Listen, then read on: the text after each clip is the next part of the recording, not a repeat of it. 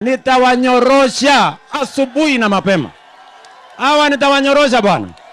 Just a day after the sharp exchange of words between President William Ruto and his former deputy Rigathi Gachagua, the head of state has taken his criticism of the opposition to Busia County, accusing rival leaders of engaging in divisive politics and empty rhetoric.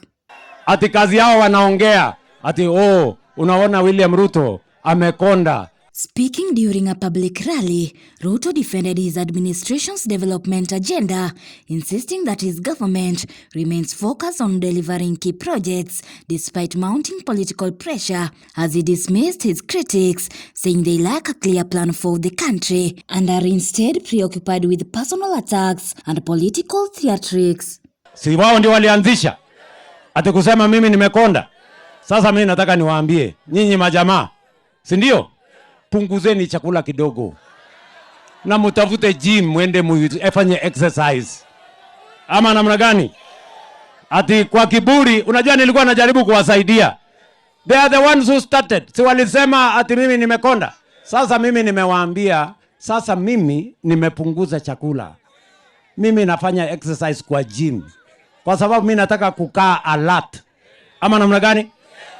Kwani kama mimi ningekuwa nimebeba weight ningefika hapa saa 2. Ruto called for unity as he condemned tribal politics that undermines public peace, as these remarks come amid an intensifying political standoff, with Gachagua maintaining a combative stance.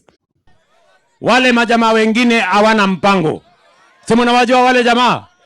Hawana mpango, hawana sera, hawana maono, hawana chochote. Ati wamesema ati hawana agenda, hawana sera, hawana maono, hawana mpango. Ati sera yao na mpango yao ni William Ruto. The ongoing exchanges signal a deepening rift, raising concerns over heightened political temperatures ahead of the 2027 polls. Atenka Negunda, KUTV.